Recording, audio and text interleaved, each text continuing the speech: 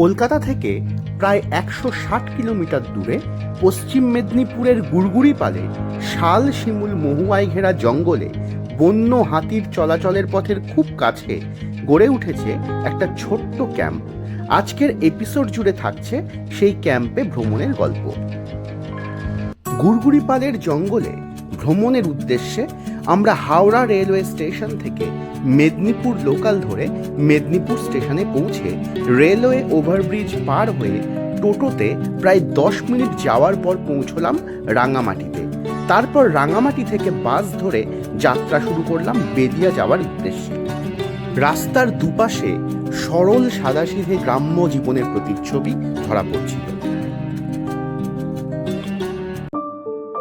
অবশেষে রাঙামাটি থেকে প্রায় 30 মিনিট বাস জার্নি করার পর এসে পৌঁছলাম বেলিয়াতে। কলকাতা থেকে বাসে আসতে চাইলে মেদিনীপুর বা ঝাড়গ্রামগামী বাস ধরে মেদিনীপুর নেমে সেখান থেকে রাঙামাটি হয়ে একইভাবে এখানে আসা যায়। আমরা রাঙামাটি হয়ে এই দিক দিয়েই এইখানে এসে পৌঁছে। এবার রাস্তার অপর প্রান্তে গুড়গুড়িপালের ক্যাম্পের যে বিজ্ঞাপনটি রয়েছে তার পাশের রাস্তা ধরেই ক্যাম্পে পৌঁছতে হবে।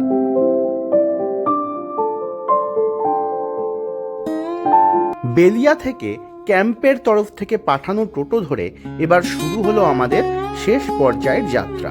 কিছুক্ষণ পরেই রাস্তার দুপাশের ঘরবাড়ি শেষ হয়ে শুরু হলো শাল পিয়াল মহুয়ার ঘন জঙ্গল।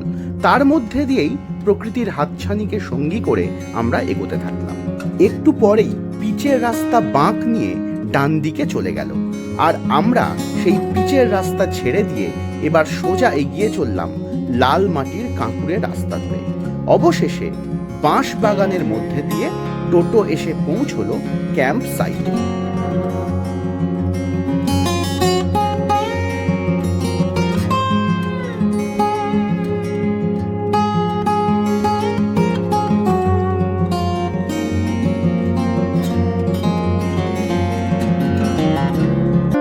জঙ্গলের মাঝে গড়ে উঠেছে ছোট্ট একটা ক্যাম্প।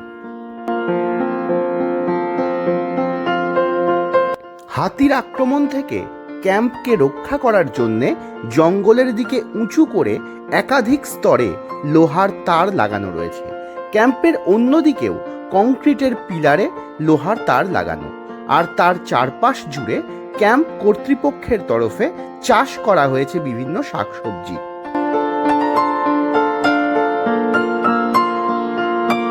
ক্যাম্প এরিয়ার একদিকে রয়েছে 6টি কটেজ, আর ক্যাম্প এরিয়ার অন্য পাশে রয়েছে বেশ কয়েকটি টেন্ট। টেন্টের সামনে রয়েছে ক্যাম্পের খাওয়ার জায়গা। বেশ ভালোই ব্যবস্থাপনা।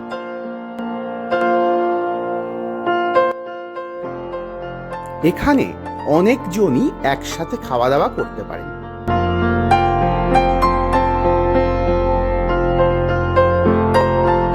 ক্যাম্প টেন্ট ও খাওয়ার জায়গার পাশেই রয়েছে ক্যাম্পের রান্নাঘর।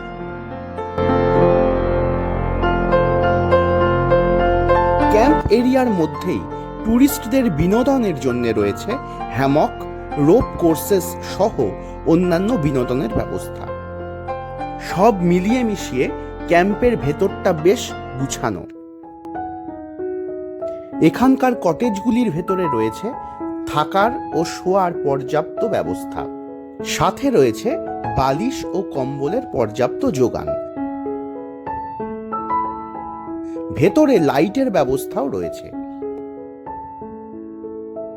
কটেজগুলির পিছন দিকে রয়েছে প্রতিটা কটেজের জন্য আলাদা আলাদা ওয়াশরুম ও ল্যাট্রিনের ব্যবস্থা। মূলত প্লাইউড দিয়ে তৈরি ওয়াশরুমগুলি বেশ পরিষ্কার পরিচ্ছন্ন এবং এতে ন্যূনতম সব পরিষেবাই রয়েছে।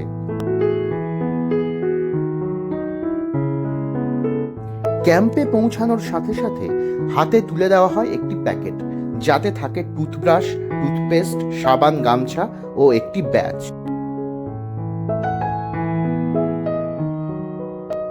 ক্যাম্পের থেকে দুপুরে দেওয়া হয় সাধারণ অথচ সুস্বাদু খাবার দাবার। লাঞ্চের পর কিছুক্ষণ বিশ্রাম নিয়ে জঙ্গলের দিকের গেটটি দিয়ে প্রবেশ করলাম ঘন জঙ্গলে। পিছনে গাছপালার ফাঁক দিয়ে দেখা যাচ্ছে ক্যাম্পের কিছু অংশ। জঙ্গলের নিস্তব্ধ পরিবেশকে চিরে কখনো কখনো ভেসে আসছে অজানা সব পাখির ডাক। চারপাশের নির্জনতাকে সঙ্গী করে আমরা আরো এগোতে থাকলাম সামনের দিকে। একটু এগোনোর পরেই সামনে পায়ে চলার পথটি মিশে গেল একটি লাল মোরামের রাস্তার সাথে।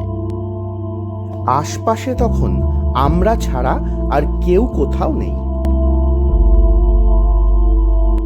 পারিপার্শ্বিক নির্জনতা আর আমাদের মনের ভেতরের রোমাঞ্চ অনুভূতি একসাথে মিশে জঙ্গলকে আরো সুন্দর ও মায়াবী করে তুলল।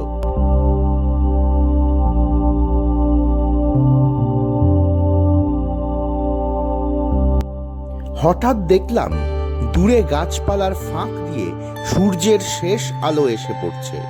সন্ধে হতেই এখানে জঙ্গলি হাতি হানা দেয়, তাই দ্রুত এখান থেকে ক্যাম্পে ফিরে আসলাম। ক্যাম্প ততক্ষণে সেজে উঠেছে রঙিন আলোকমালায়। চারপাশে জ্বলে ওঠা রঙিন আলোর রোশনাইতে ক্যাম্পের পরিবেশ যেন মায়াবী হয়ে উঠেছে।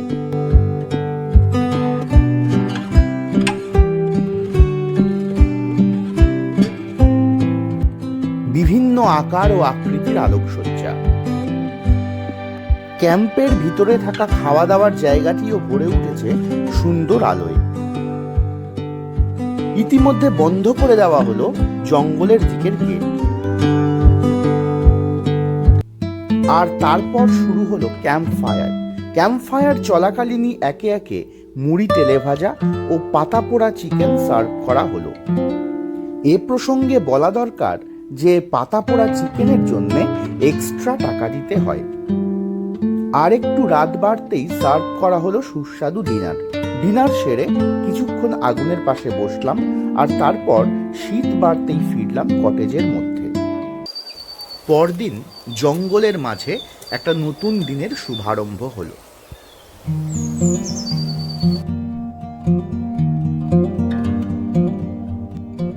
সূর্যের প্রথম আলো ছড়িয়ে পড়েছে ক্যাম্পের চারদিকে।